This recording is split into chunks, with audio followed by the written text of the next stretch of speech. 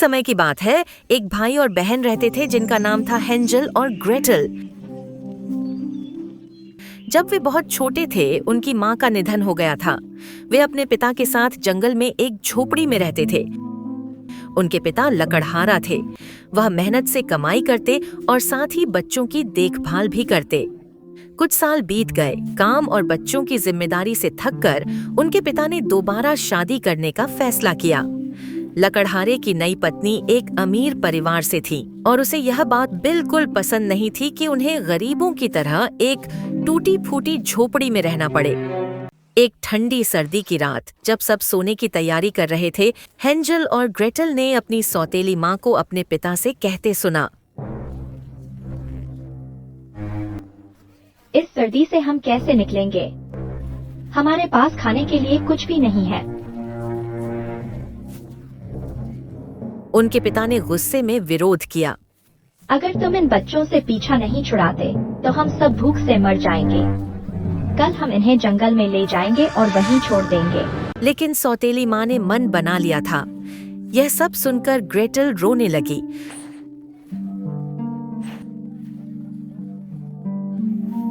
उसका भाई हेंजल उसे दिलासा देने लगा। चिंता मत करो ग्रेटल, हम किसी तरह वापस घर जरूर आ जाएंगे। उस रात हेंजल चुपचाप बाहर निकला और अपनी जेबों में जितने कंकड़ भर सकता था भर लिए।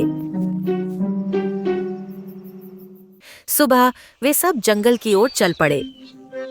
उनके पिता ने कहा कि वे सब पिकनिक के लिए जा रहे हैं।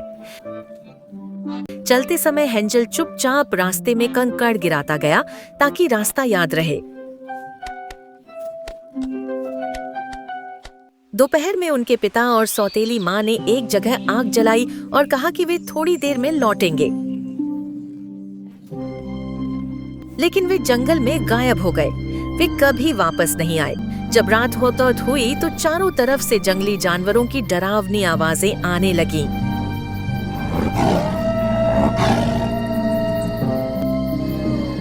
डर के मारे हेंजल और ग्रेटल आग के पास ही बैठे रहे। जब चांद निकला तो कंकड़ चांदनी में चमकने लगे। उन्हें देखकर वे घर वापस चल दिए।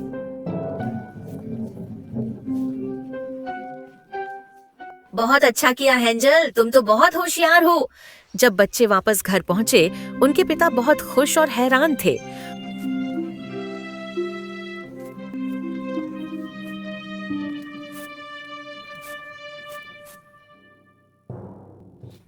लेकिन अंदर से वह बहुत गुस्से में थी। 3 दिन बाद सौतेली माँ ने उन्हें फिर से जंगल में छोड़ने की योजना बनाई। इस बार रात में उसने हेंजल और ग्रेटल के कमरे का दरवाजा बंद कर दिया ताकि हेंजल कंकड़ न इकट्ठा कर सके। लेकिन हेंजल चतुर था। सुबह जब वे फिर से जंगल जा रहे थे, उसने अपनी जेब से ब्रेड के टुकड़े गिराने शुरू कर दिए। दोपहर में उनके माता पिता फिर से उन्हें वहीं छोड़कर चले गए। जब बच्चों को समझ आया कि वे अब वापस नहीं आएंगे, तो उन्होंने ब्रेड के टुकड़ों के निशान खोजने शुरू किए, लेकिन वे नहीं मिले।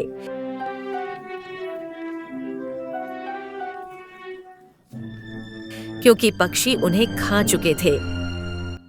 ग्रेटल फिर से रोने लगी। इस बार हेंजल भी निराश हो गया। वे सच में खो चुके थे। बिना खाना और डर के मारे वे 3 दिन तक जंगल में भटकते रहे। तीसरे दिन उन्होंने एक सफेद बर्फ जैसे परों वाला पक्षी देखा। वह बहुत सुंदर आवाज में गा रहा था।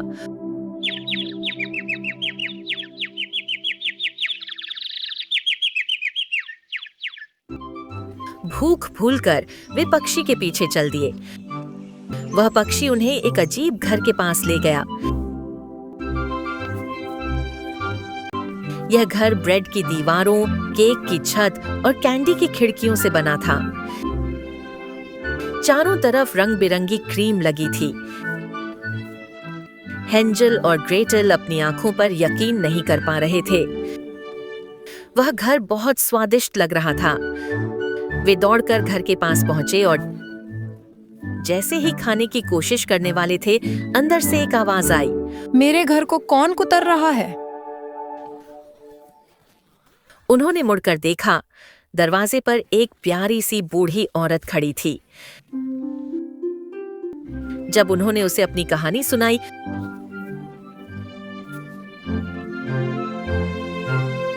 वह उन्हें अंदर ले गई। लेकिन घर के अंदर का माहौल एकदम अलग था।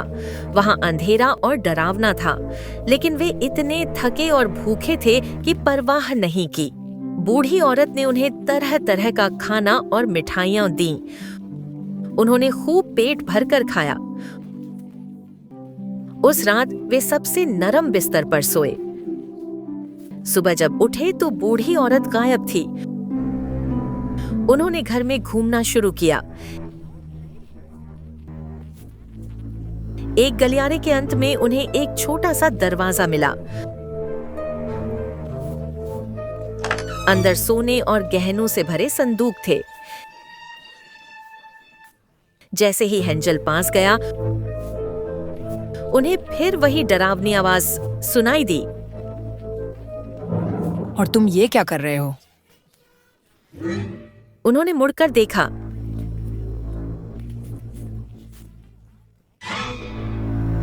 अब वह बूढ़ी औरत एक डरावनी चुड़ैल बन चुकी थी।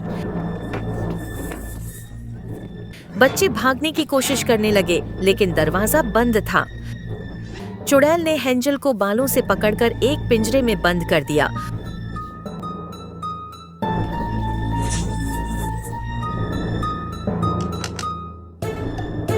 और ग्रेटल को रसोई में घसीट ले गई। तुम्हारा भाई बहुत दुबला है, उसके लिए खाना बनाओ ताकि वह मोटा हो जाए। जब वह तैयार होगा तो मैं उसे खा जाऊंगी, लेकिन ध्यान रहे ये खाना सिर्फ उसके लिए है, तुम कुछ नहीं खा सकती। ग्रेटल ने मजबूरी में उसका कहना माना, लेकिन हेंजल चतुर था। हर रात जब चुड़ैल सो जाती, वह खाना जमीन में गाड़ देता। हर सुबह चुड़ैल उसका वजन चेक करती, लेकिन उसका वजन नहीं बढ़ता। यह कई दिनों तक चलता रहा। आखिरकार चुड़ैल ने कहा, मोटा या पतला, अब मुझे फर्क नहीं पड़ता।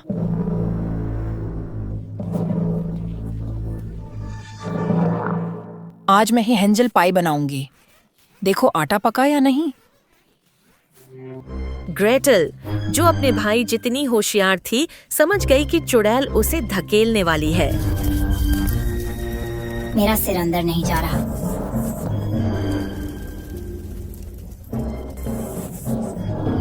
हटो। चुड़ैल चिल्लाई और खुद ओवन में झांकने लगी। ग्रेटल ने उसे धक्का देकर ओवन में गिरा दिया और दरवाजा बंद कर दिया।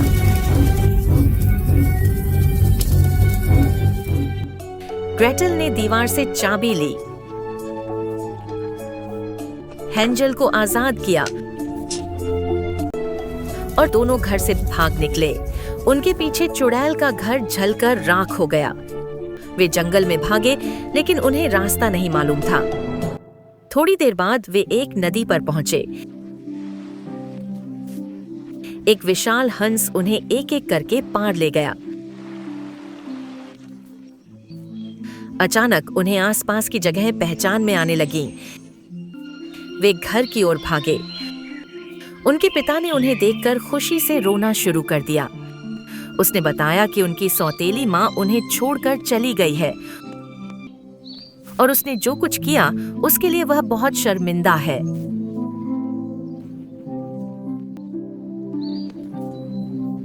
बच्चों ने उसे माफ कर दिया।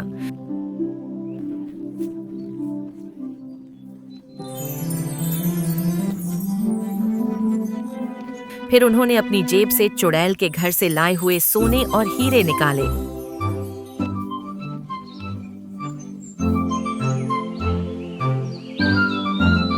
उनके पिता की आंखों पर यकीन नहीं हुआ। अब परिवार की सारी समस्याएं खत्म हो गईं और वे हमेशा के लिए खुशी खुशी रहने लगे।